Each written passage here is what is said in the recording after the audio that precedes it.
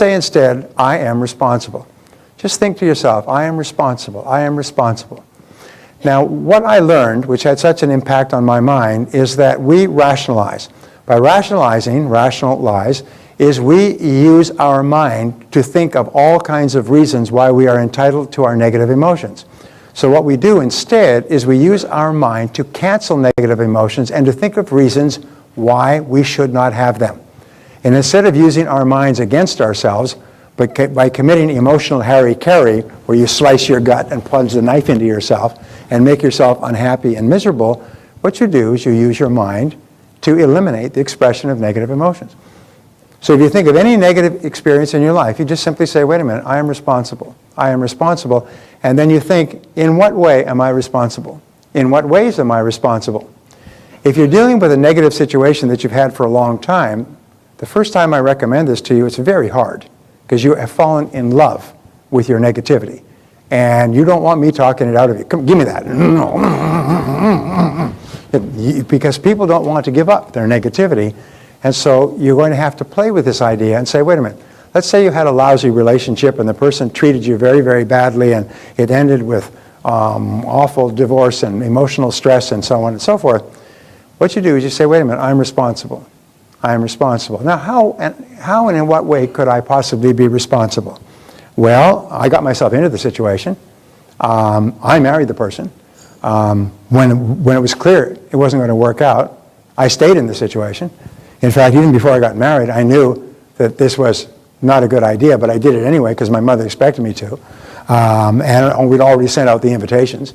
And I could have gotten out. 38% of people who get married say that if it were not for all the people coming, they'd already changed their mind.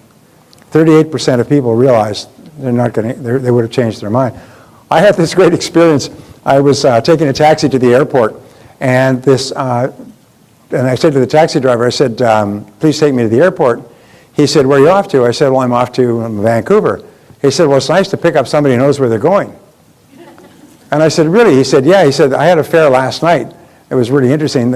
He said, I was called by this woman to come to this home and pick her up, but I was supposed to go around in the alley in the back and wait, and the passenger would come out.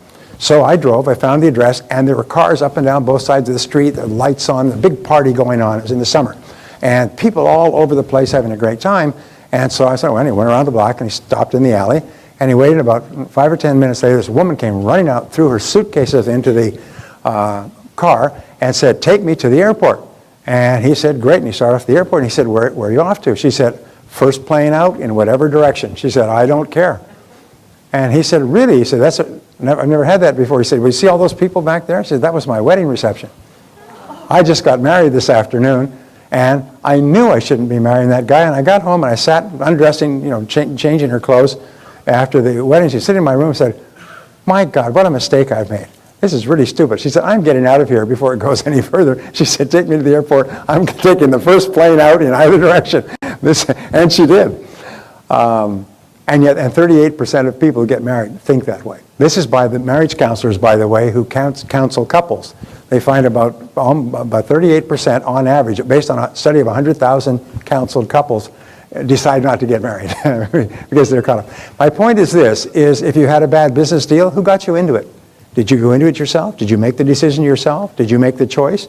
Did you have some misgivings but you kept on going, or did you not find out enough information? In other words, use this brilliant mind of yours to think of all the reasons why you are responsible. And as you do that, you'll find the negativity begins to fall away.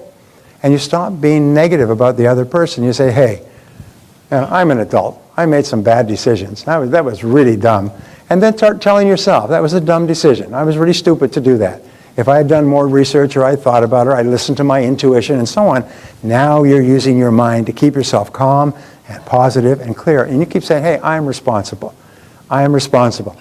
And as you say, I am responsible, you jerk the plug on the negative emotion tree and all your negative emotions stop. If you're having trouble sleeping, just keep saying to yourself, I am responsible, I am responsible, I am responsible. Having trouble when you're driving around thinking about something you're mad at, just keep saying, I am responsible, and find reasons why you are. And as you focus, because your mind can only think of one thing at a time, as you think of the reasons why you might be responsible in this situation, your negative emotions stop. And eventually they just stop completely and they don't come back. If you apply this, by the way, to one negative situation in your life that still makes you angry when you think about it, if you apply this in a matter of a few days, each time that memory pops up, you cancel it by saying, wait a minute, I'm responsible. Within a few days, it'll stop popping up and it eventually die away. And you'll say, I haven't thought about that situation for 2 or 3 weeks. And when it pops up, you just slap it down like whack-a-mole. You just slap it down and say, wait a minute, I'm responsible. It stops again. And soon, it's gone forever.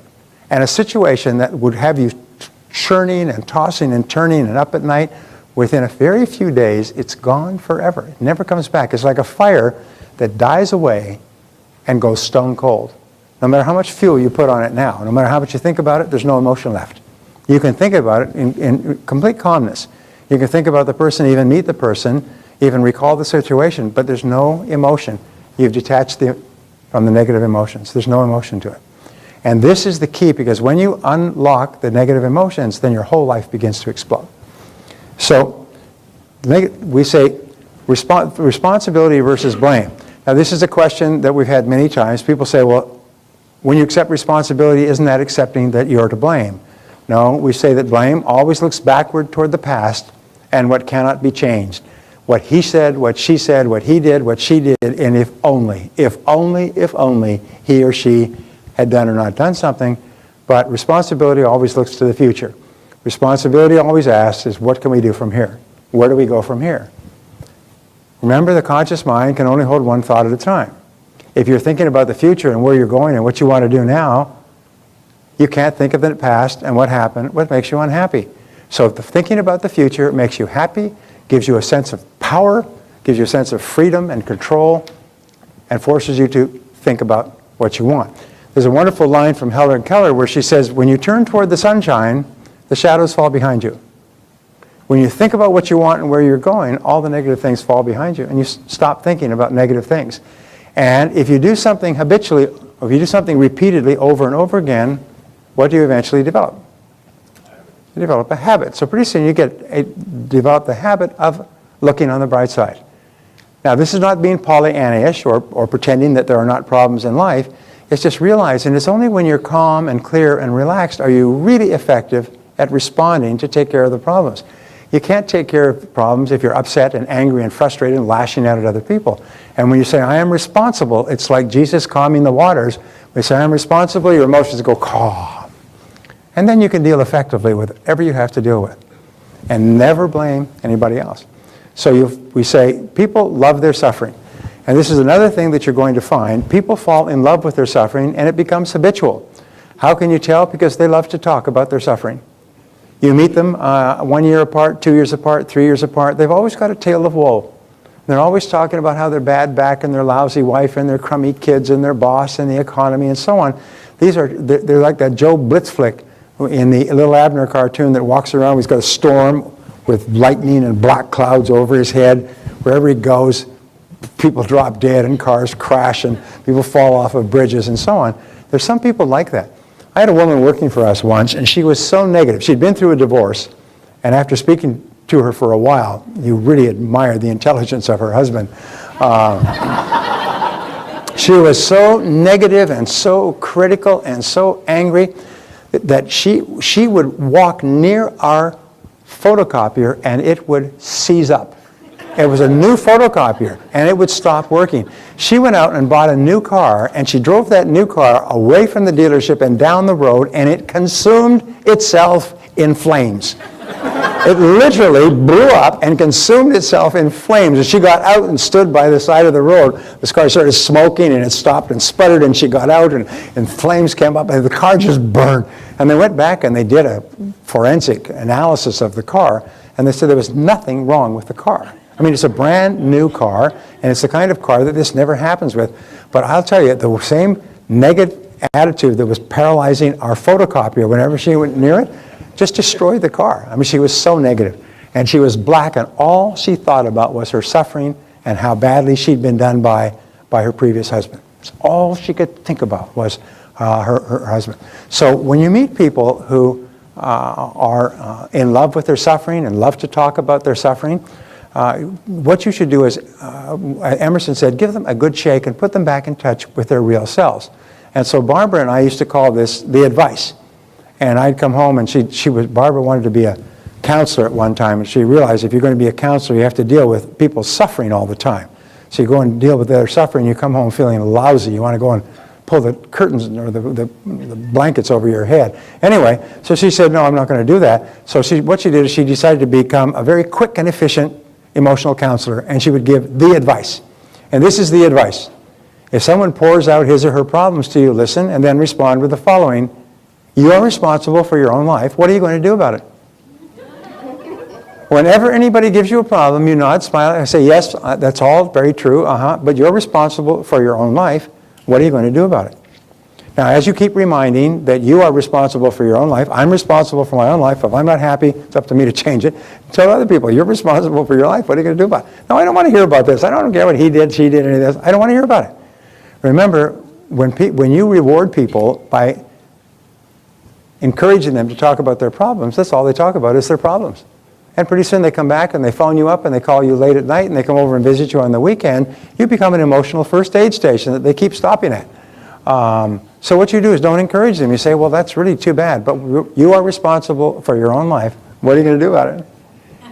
And they'll say, oh, yes, yes. They'll go, yes, but, yes, but, yes, but, yes, but. And they'll tell you all the reasons why he did, she did, he did. Yes, I know, I heard that, but you're responsible. What are you going to do about it? And you know what will happen is two things. One is to say, you know, you're right. I can't sit around complaining all the time. I might as well do something. Or the second thing is to just stop coming around. They'll find that you're not a very interesting person. You're not very compassionate because you're not willing to spend half of your life while they pour out their troubles to you. So, the existence of one negative emotion that you will not let go of will cause you to stay in the same place, spin your wheels, and go in circles for the rest of your life. Now, this is one of the great breakthrough thoughts that I learned. First of all, you unplug all your negative emotions by just saying the words, I am responsible. And here's what I learned is that everybody agrees with this. Everybody in this room agrees with this. We're all nodding and smiling. Nobody's saying, no, I'm not taking responsibility. Everybody says yes. But then they say, except for one thing. Except for that one person that did me dirty. Except for the one. And so what they do is they keep one. They keep one. Yeah, and they hold it, they hold it, and they say, I'm going to keep this one. He won't know, because I'll just smile and say, yes, no, but I'm keeping this one. That SOB, I owe him big time. And I'm not letting it go. I have invested too much anger in this to let it go. And so what psychologists have found, and Joan is a psychologist here, you'll like this, Joan, by the way, is imagine that you bought a brand new Mercedes-Benz 450 SEL. Beautiful, beautiful car, fabulous in every respect. It cost $120,000. Fabulous engineering, beautiful engine, everything working perfectly. And let's say this is the front end of the car with the symbol, ta-da, and so on. And so on. And however, there was a problem in the factory. Nobody picked it up, but they installed one of the brakes backwards on one of the front wheels. They installed it backwards so that that wheel would not turn. The wheel is locked in place. Now you get into the car and you start it up. And of course they have the drivetrain which drives the back wheels. And you start it up and you step on the gas and the car starts to move, but this wheel won't turn. It's locked in place. What will happen to the car? Yes, the car will start to go around in circles. It'll start to spin around this wheel. I've just explained to you about a 4-year degree in modern psychology. Unhappy people are people who have one brake locked on, and as a result, they go around in circles all their lives. They never get ahead, they never get happy, they never get rich, they never have great relationships, they never have good health, is they're constantly going around this. The whole purpose of psychotherapy is to help people identify what that is, whether it goes back to childhood or a relationship or an embarrassment or a shame or something else. But if you have one brake locked in place where you have not let go, then your life will go around in circles forever. This is one of the reasons why people who have been through this process that we're talking about and finally agreed, they had the courage to let it go. It takes tremendous courage to let something go that was so painful when you were young, but to have the courage to accept responsibility and emotionally walk away from it. The ability to do that sets you free. And in a short period of time, that situation is like a bag of garbage you left by the side of the road. It's gone forever. It falls off the horizon. And suddenly your whole life, like that car now, this car can go at incredible speeds and take you to a wonderful place. Your life, like a great Mercedes-Benz, can now go to extraordinary places at great speeds if you can get rid of that one thing. But it's hard to do. It takes courage to do it. It takes character. It takes fortitude. And the only way you can do it is you start to work on it and work on it by saying, I am responsible. And then there's one more thing that you can do, which is our next section, ta-ta, called releasing your brakes. This is the brake that you have on. How do we release the brake? You see, if it was easy to release your brakes, everybody would be happy and joyous and popular and thin and rich. It is the brakes that we have on that are holding us back, and they are invariably psychological and emotional brakes. So what we have to learn to do is release our brakes so that we are free, so we can just fly. So, the starting points of the development of negative habit patterns are, first of all, destructive criticism. In early childhood, destructive criticism is more painful than a lash, because destructive criticism, we used to talk about this like a neuron bomb. You know, a neuron bomb has a special characteristic that you set it off over a city and it kills all the inhabitants and it leaves all the buildings. So if you're in the serious business of warfare, looting, plunder, and things like that, you don't want to destroy all the property. So what you destroy is just destroy all the owners, and then your army goes in, buries all the bodies, and you keep all the buildings. I mean, that's what the neuron bomb was for. Neutron bomb, I'm sorry. They used to call Jack Welch Neutron Jack, because he would shut down entire divisions and lay off 30, 40,000 people and leave all the buildings standing. Called him Neutron Jack. So destructive criticism is like a neutron bomb in that what happens is the neutron bomb destroys the person and leaves the building intact. Destructive criticism destroys the emotions of the person and leaves the person intact. So there's the person walking around with their emotions completely destroyed from destructive criticism. Destructive criticism early in life, as you know, leads to incredible feelings of failure and feelings of inadequacy. Now, anything said by a PP, which is a prestigious person, parent, sibling, older relative, teacher, is taken to be a true representation of reality by the child. As an adult, if I were to say something to you, like Randy, I'd say, boy, that shirt you're wearing sure sucks. I mean, would you get that at a Goodwill or something like that? Randy can just laugh. You know, when men say that, by the way, it's usually a sign of affection anyway, so it's pretty hard to get anybody mad. But Randy can just laugh, and he can take my opinion for what it's worth. And he can take it, he can respond to it because he's an adult. He's got enough discriminating power to consider the source, all right? Children don't have any ability to discriminate. So anything you say to the child accepts as true. If you say, you know, you're no good, you're late, you never clean up your room, you're messy, you're not very smart, you'll never amount to anything, child has no way of blocking that. It goes straight into the subconscious mind and is locked in as a piece of semi-permanent data. The child accepts it as true and operates on the basis of that. For example, you know, if I said to you, lunch is out here, down the hallway, and over there, you would just say, okay, you go out down here, down the hallway to lunch. You don't question, you don't argue, you don't fight and raise your hand and so on. Child's like that. The child just accepts. So anything that is said by an older person, sometimes an older relative will come over, an uncle, an aunt, a mother-in-law. So read Ann Landers on a regular basis. The mother-in-law comes over and criticizes the children. And the mother says, you know, it's my husband's mother. What can I do? She's always criticizing my kids, and I don't think that's good. And Ann Landers is really clear. She says, you know, don't let her in your house. If you do, you supervise her, and you just tell her straight, don't talk to my children like that, because it's so destructive. So number 2 is lack of love. As we talked about, lack of love is another form of neutron bomb, is there's a one-to-one relationship between the amount of love a child receives, quantity and quality, and a healthy personality. One-to-one relationship. Now here is a mistake that many parents make.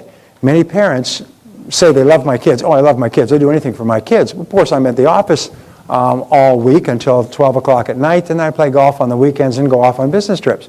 And so what happens is they treat their children like domestic pets.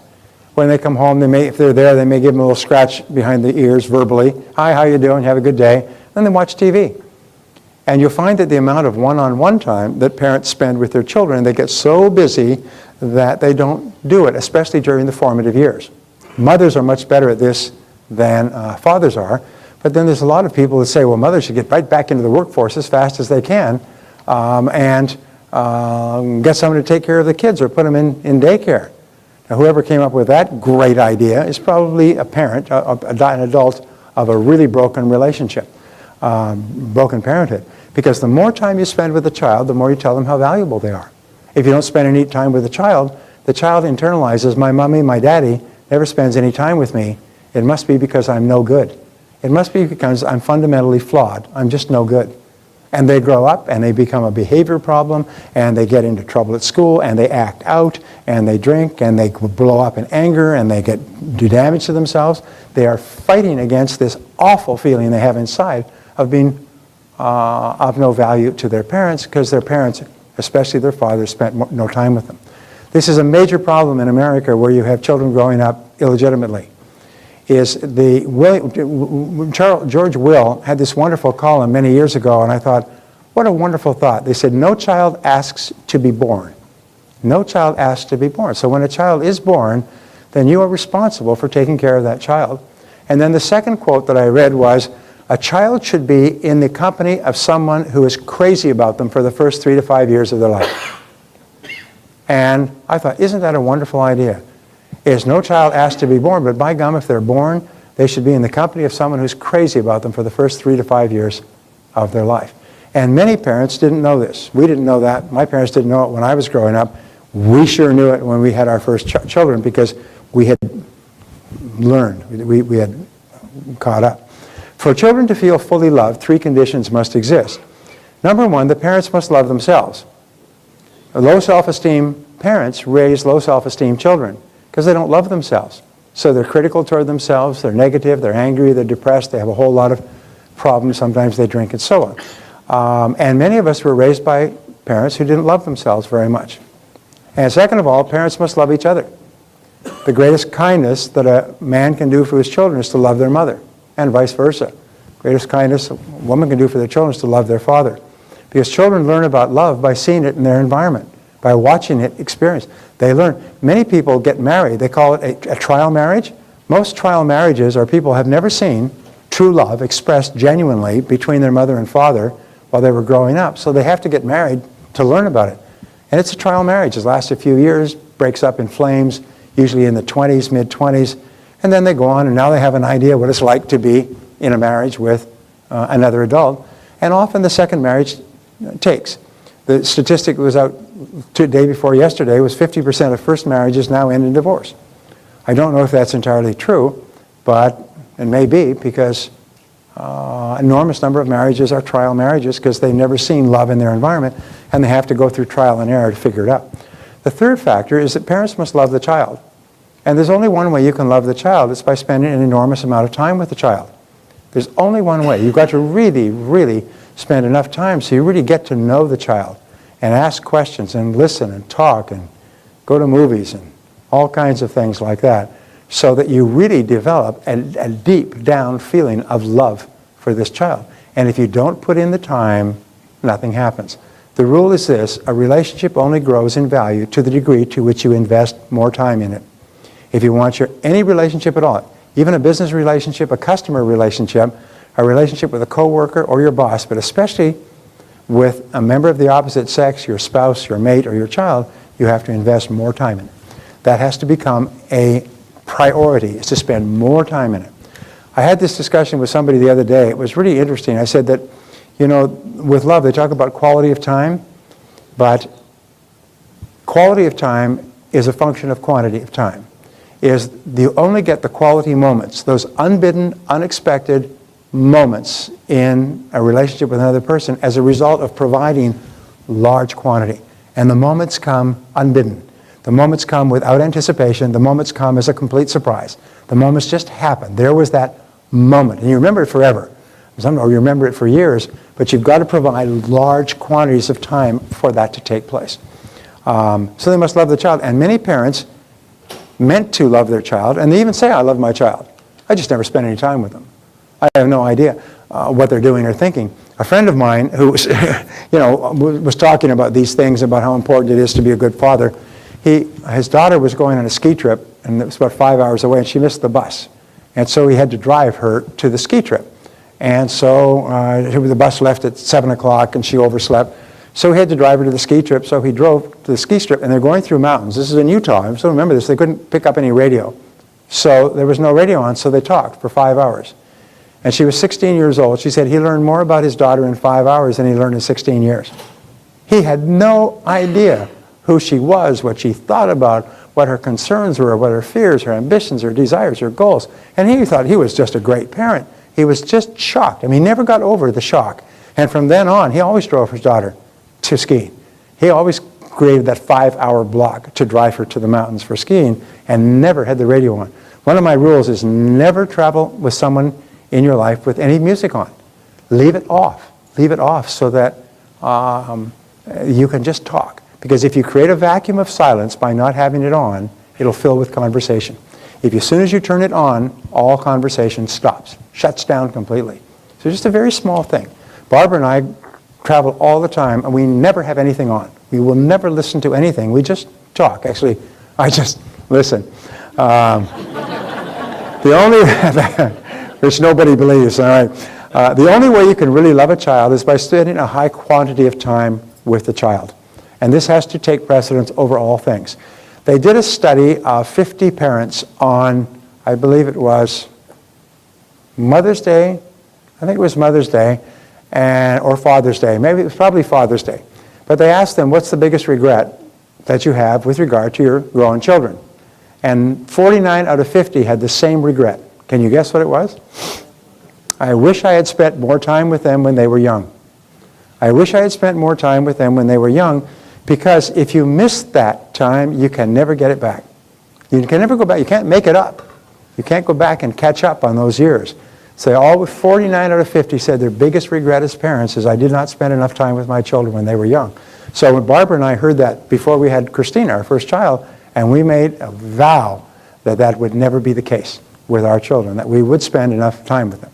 So releasing your brakes, if one of the three above conditions existed in combination with destructive criticism, you will have grown up with guilt. And guilt is the feeling of not being worth very much.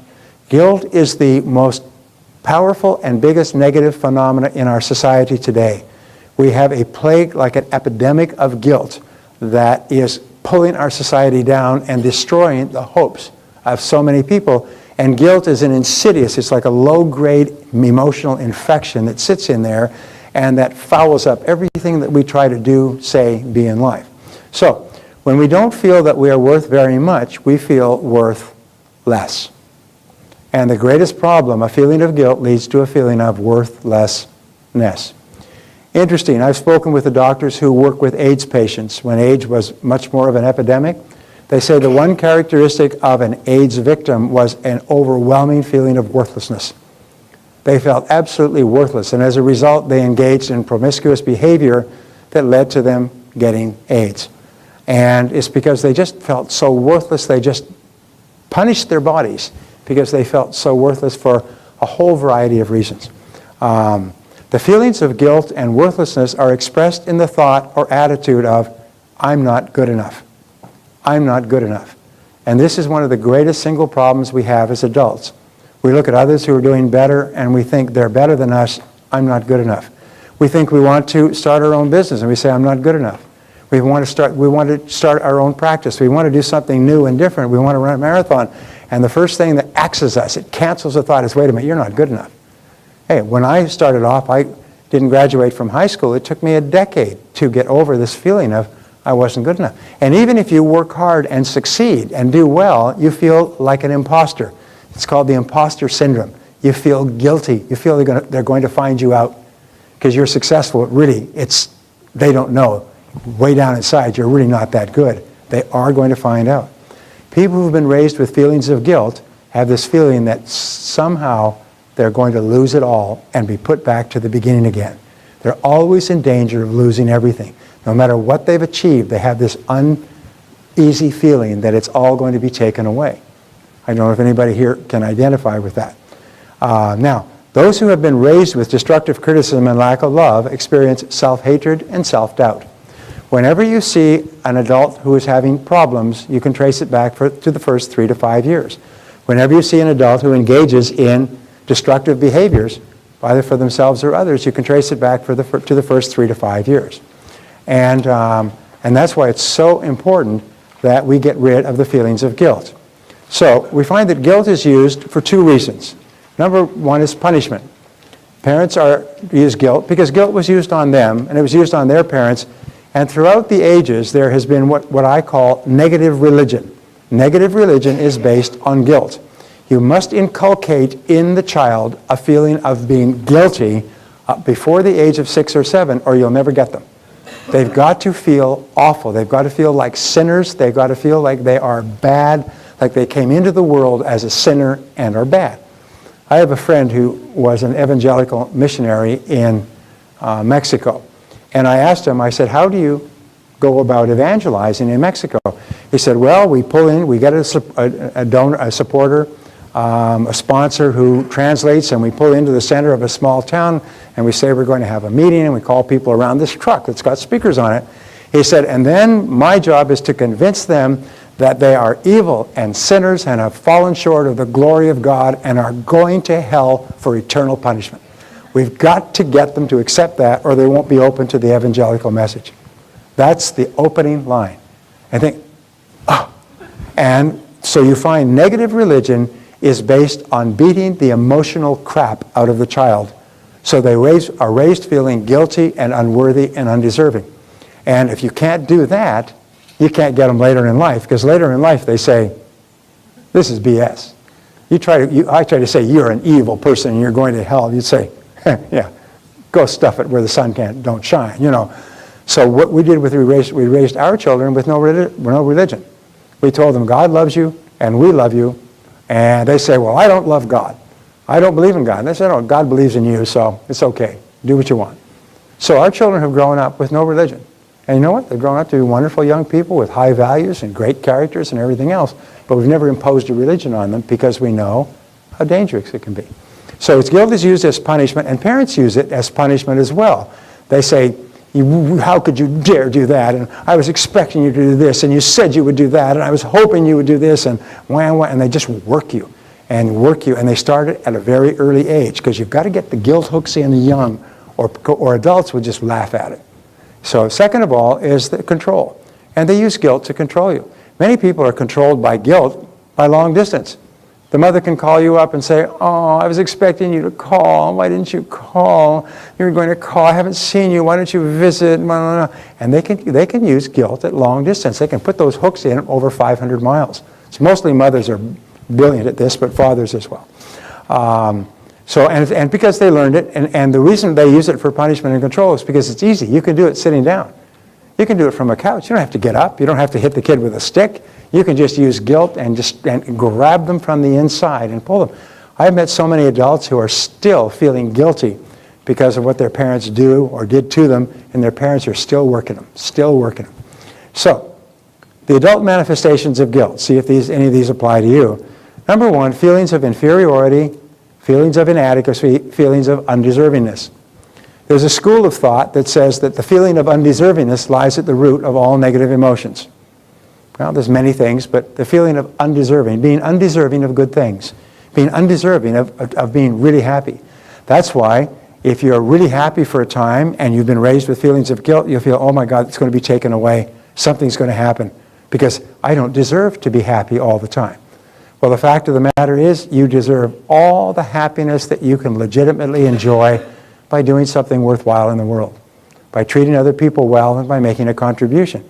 People say, well, I feel I don't deserve. They call this fear of success. It's not fear of success. It's a desire. It's a feeling of undeservingness. When you tell people you're entitled to all the money you can earn if you do it by legitimately helping other people and making a profit. And they say, really? I said, you deserve it all. You deserve the house on the hill and the big car and everything else. If you earn your money, because the word deserve comes from the Romans de servus, which is from service.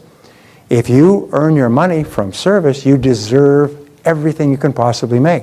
I've had many people walk out and transform their financial lives with that one concept. And now their whole focus is not on the feelings of guilt, but their focus is on serving other people higher, better, inexpensively, more convenient, and so on. Number 2, destructive self-criticism. People who've been raised with a feeling of guilt are always running themselves down. Oh, I'm always late. I never do this. I always forget. I'm terrible with money. I can't remember anything. Is they're always saying negative things to themselves. And what that does is it keeps the parental destructive criticism, keeps it going, keeps the plate spinning as adults. Number 3, they're easily manipulated by guilt. You can be manipulated by strangers. Here's an example of the way they're taught in flight school. The flight attendants, they come by, and instead of saying, would you like another glass of water or Coke, they say, will that be all? Will that be all? Is there anything else? And they say it with just a little bit of an edge, like it would be a real inconvenience for me to bring you something. And what they'll do is they say, oh, no, I'm fine. I don't mind sitting here for the next 3 hours with nothing to drink while my whole head implodes from lack of moisture. So what you do is you realize people are trying to use guilt on you, and they use it in restaurants. They use it in aircraft. They use it everywhere. And just don't allow them to do it. That person is a victim of a drive-by guilt shooting. They were taught to use guilt by their mother. And now they just pass it on. And why? Because it works. They get really good bang. They don't have to serve you anymore. Because you said, no, I'm fine. I don't need any more. Yeah. Number 4 is they use guilt and blame generously. Remember, the evil that's done to the children is done onto their children. So they use guilt and blame all the time. They're always blaming their other people. You did this and you did that, and why did you do this and how did you do that, and so on. I'll give you an example. My kids come home and they get a lousy grade. I never get angry for them for lousy grades. They go off to college and they get lousy grades and they don't even send them home. Imagine that. They're even getting the grades. And so what happens is that they use the blame on other people, and it works. And we just keep it going generation after generation. And you can tell if a person has been raised with guilt, it was the mother that was raised with guilt, and the grandmother that was raised with guilt, and the great-grandmother that was raised with guilt. And why? Because it works. And the 5th is they use victim language. Now, the victim language is, I can't, I'm too weak, I'm too little, I'm too small, I don't have the ability. Other victim language, one of the worst of all is, I'll try, I'm trying. A friend of mine uses this example. He takes a person and he puts a pen down on the stage, and he said, here, and he takes and grabs a hold of his back of his shirt and belt. He said, pick up that pen for me. And so the person goes to pick it over and he pulls. He says, pick up the pen. And he goes to pulls again. He said, pick up the pen. This is in front of the whole audience. And he said, go, I'm trying to figure it out, and you're holding him back. He said, great. He said, come on, thank you very much. Sends him back to his seat. He said, see, the fact is, you're either picking up the pen or you're not. There is no trying. It's like Yoda. No try. Do or no do, but no try. So eliminate the words, I can't. Eliminate the words, I have to. Eliminate the words, I'm trying, or I'll try, or I'll do my best. Have you ever invited somebody to a party and they said, I'll try to get there? What does that mean? It means I am not coming. I'm trying to signal you in a nice way. I'll do my best to get there. I'll try. I'll do my best. Winston Churchill had this great line when he'd given a command during World War II, and the general said, Mr. Prime Minister, I will do my best. And he said, stop here, just a second, he said. It is not sufficient that you do your best, but that you do what the situation requires, and that you do it with dispatch. I don't want to hear about doing your best. I want to hear that the job will be done. Because when a person says, I'll do my best, they're kicking the back door open for failure. I'll try, it's kicking the back door open for failure. So don't use victim language, and don't allow people to use victim language. Say, I will or I won't. I would like to, but I'm not going to. I decided not to. Thank you very much, I'm not going to. Could you do this, could you do that? No, I would like to, but I don't have the time. And just tell them straight. Whew. Okay, so to rid yourself of guilt, here are the keys. Number 1, eliminate destructive self-criticism. From now on, never say anything about yourself that you do not sincerely desire to be true.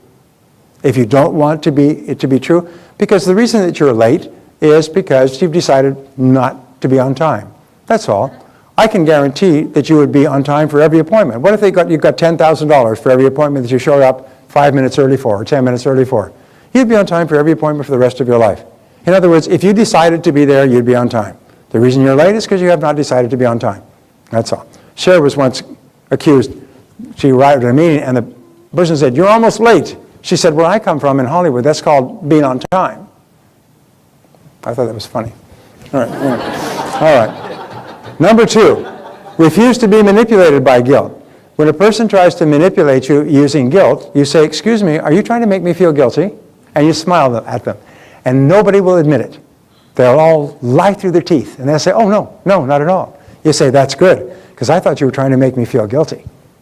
And when they try it again, "Mother," say it again, "Are you trying to make me feel guilty?" And just say it with a cheerful voice.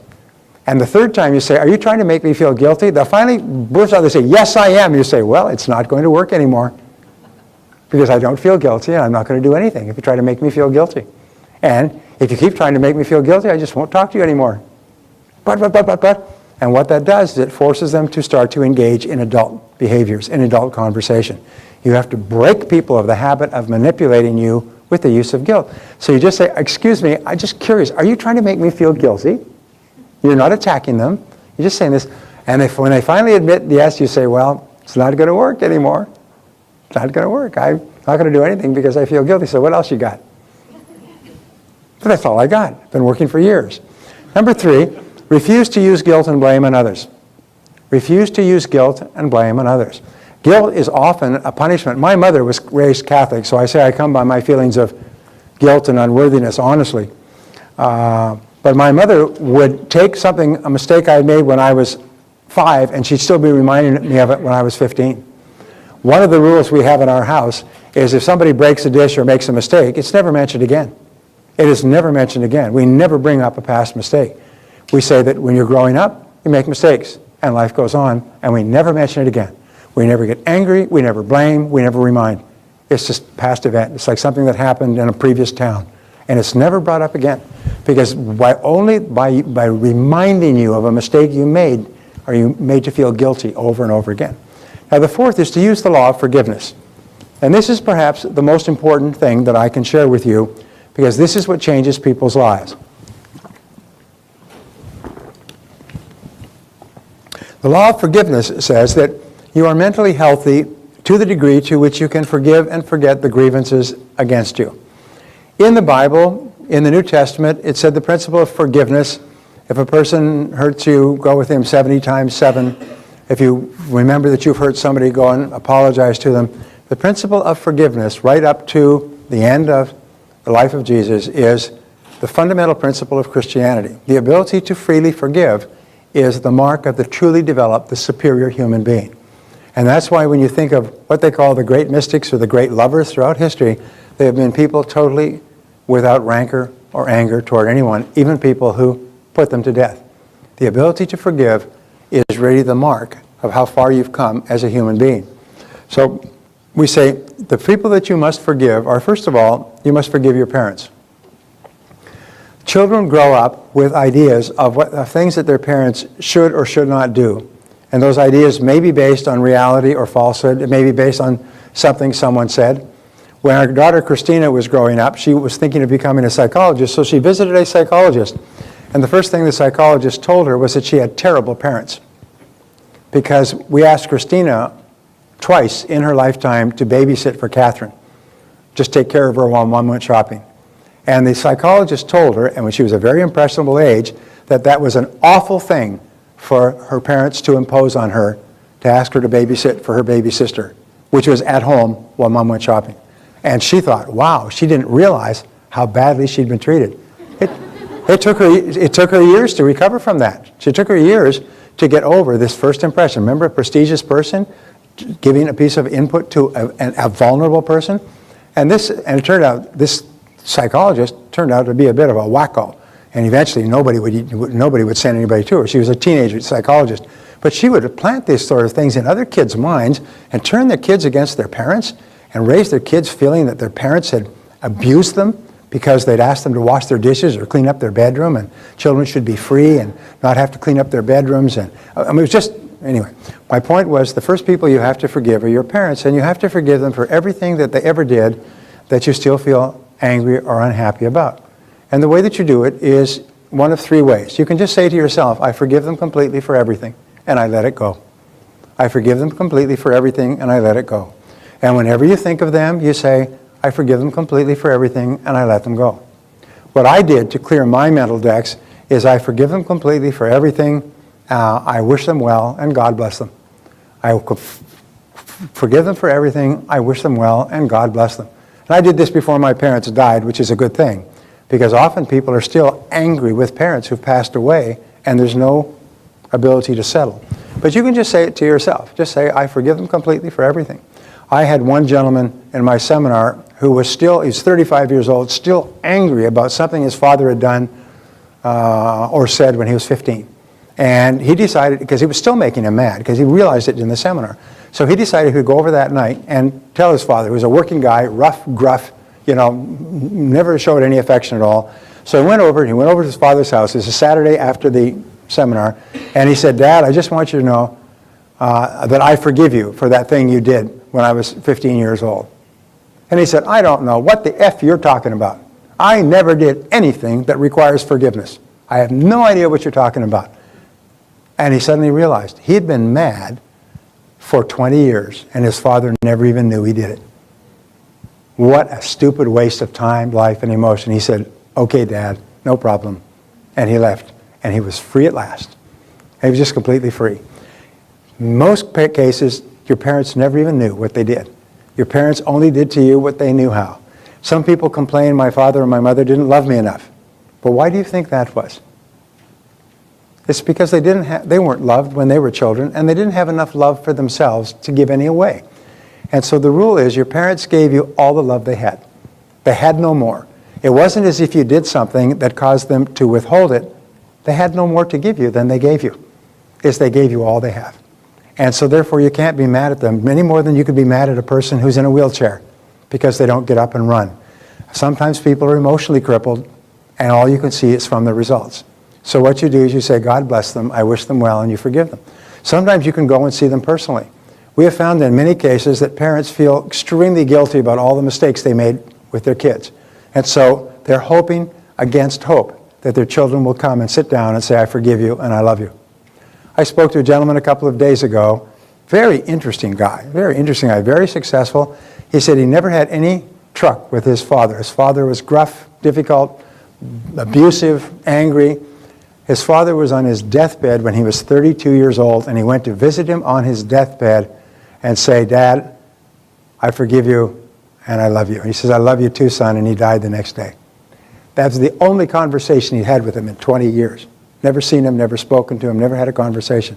But he says, thank God he did it before his father died, so he could make peace. One of the most important things you can do is tell your parents that you forgive them for everything, and you love them, and you wish them well. And it's absolutely amazing. From that point on, you become an emotional adult.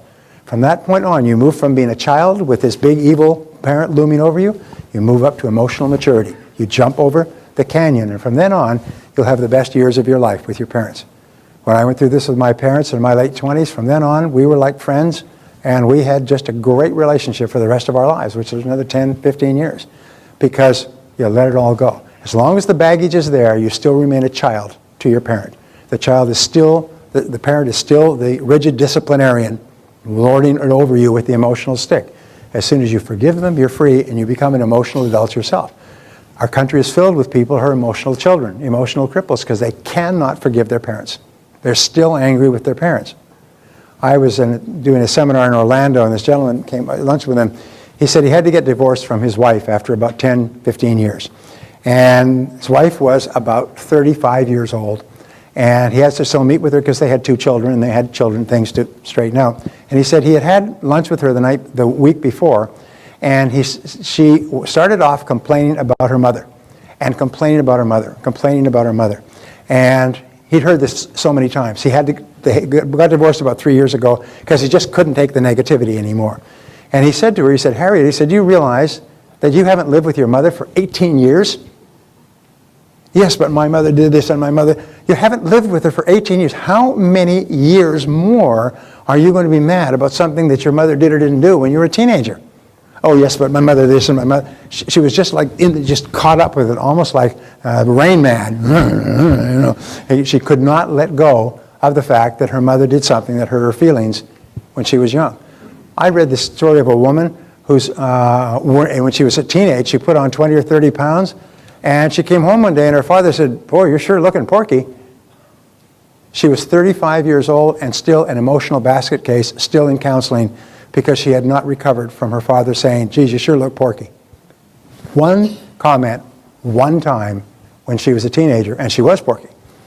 And she still couldn't get over it. And she said she is still emotionally conflicted because she can't get over that comment from her father, which is one other way of saying be careful of what you say to your children because it can have a real negative effect on them.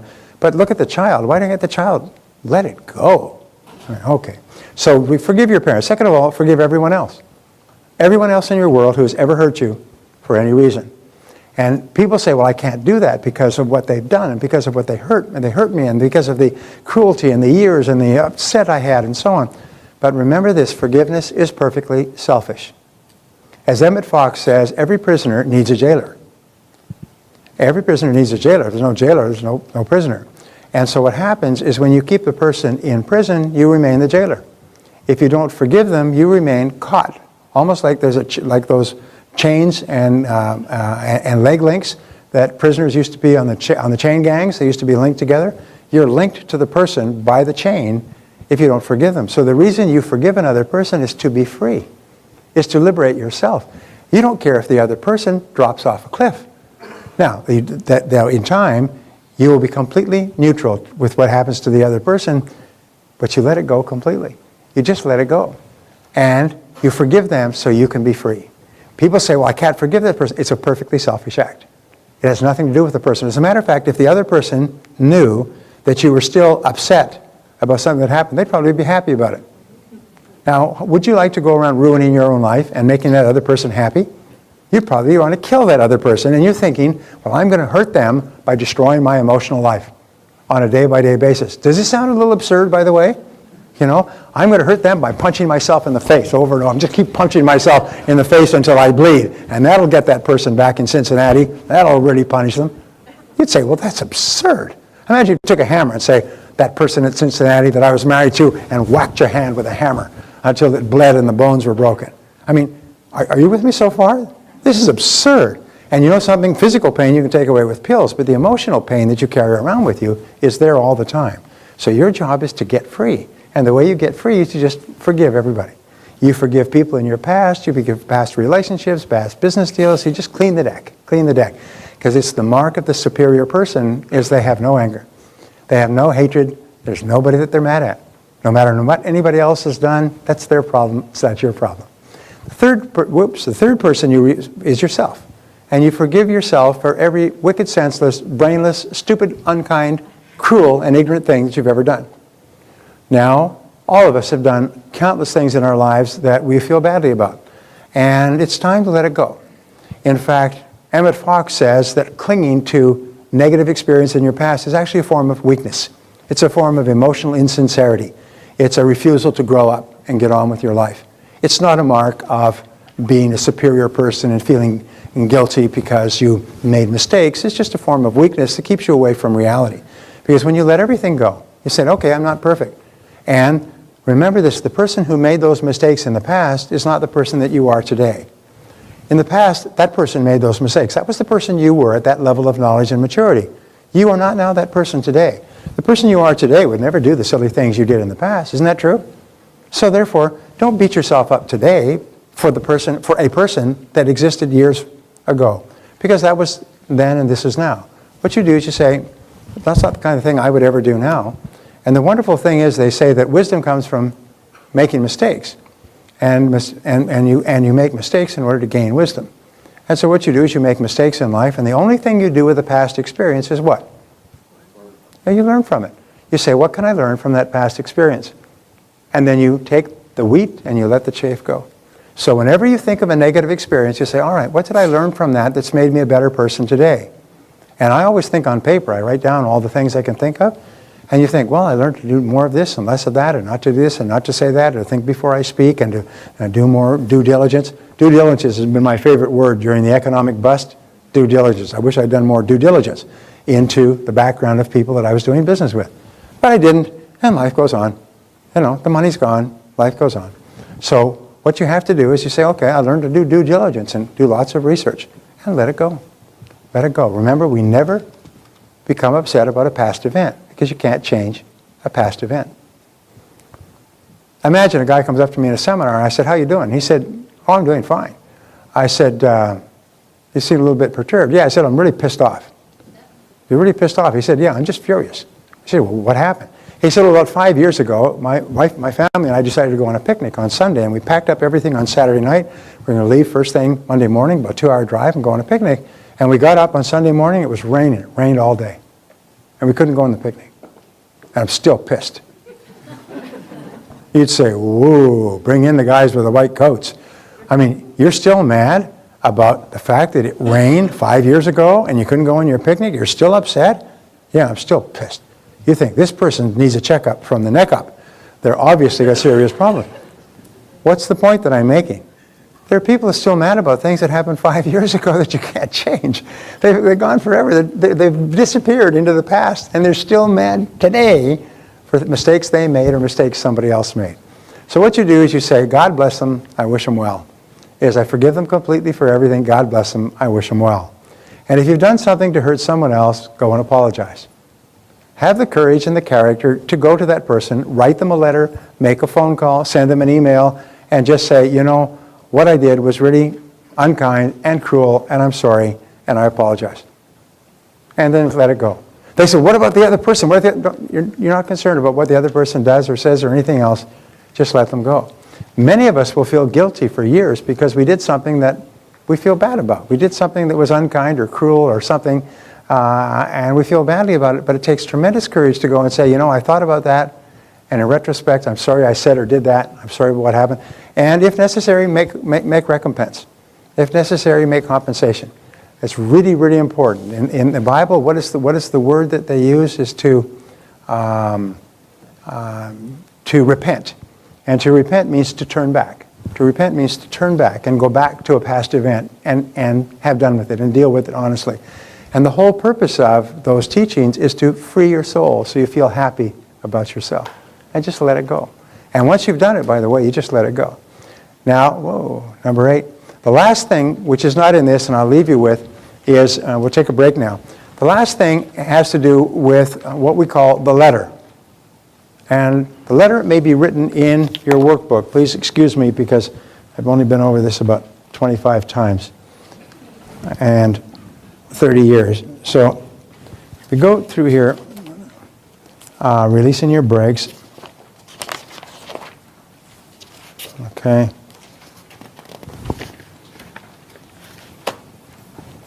Yep.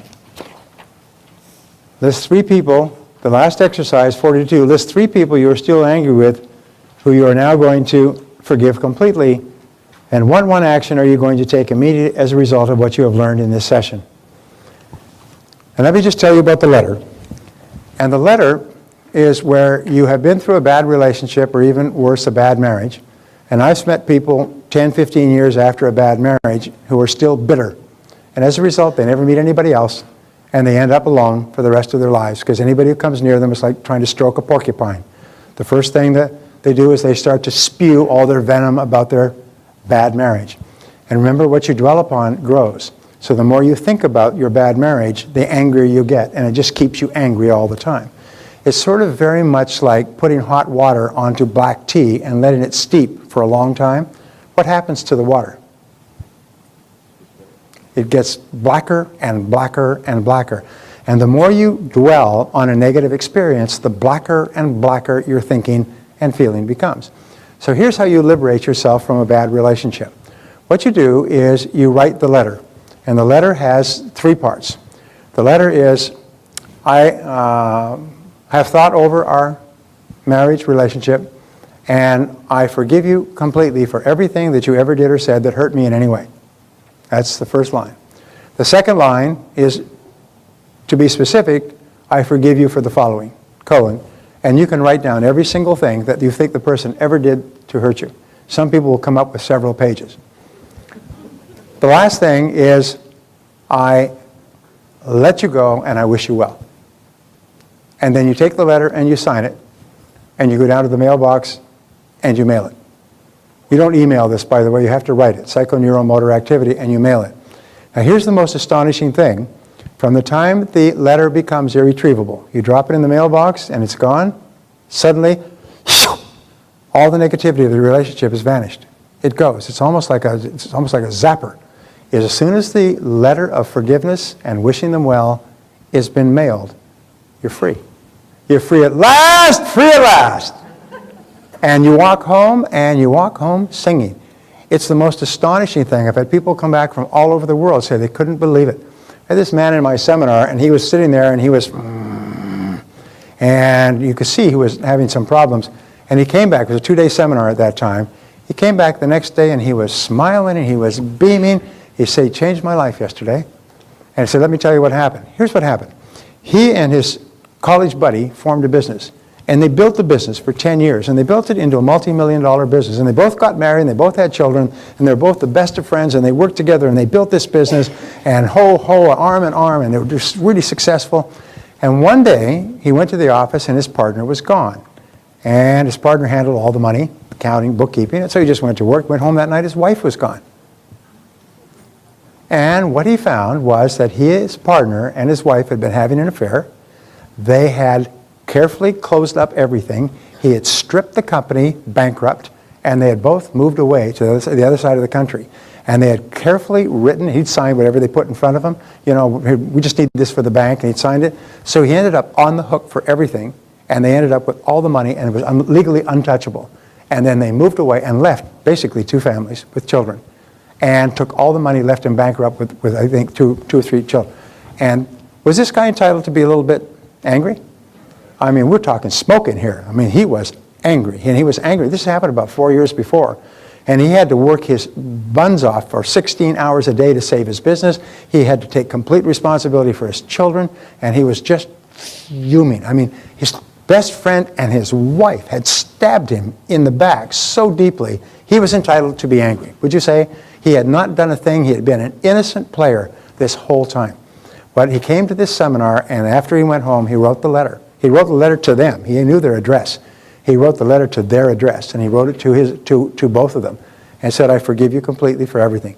I forgive you for bankrupting the business and leaving me and blah, blah, blah, and I wish you well. Have a good life.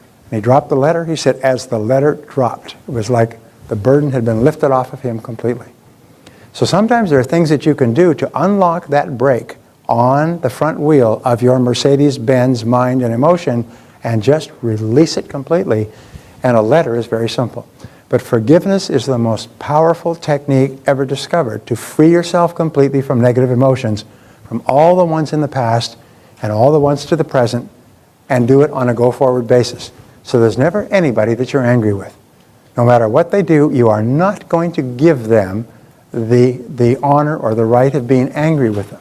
Is when the movie Patton says in his opening talk, he said, and I don't want to hear any calls from the front saying we are holding our position. We are not holding our position. He said, we are not retreating. He said, I don't like to pay for the same ground twice. He said, we are moving ahead. We are going to kill the enemy. We're going to go through him like crap through a goose. Remember that movie, Patton?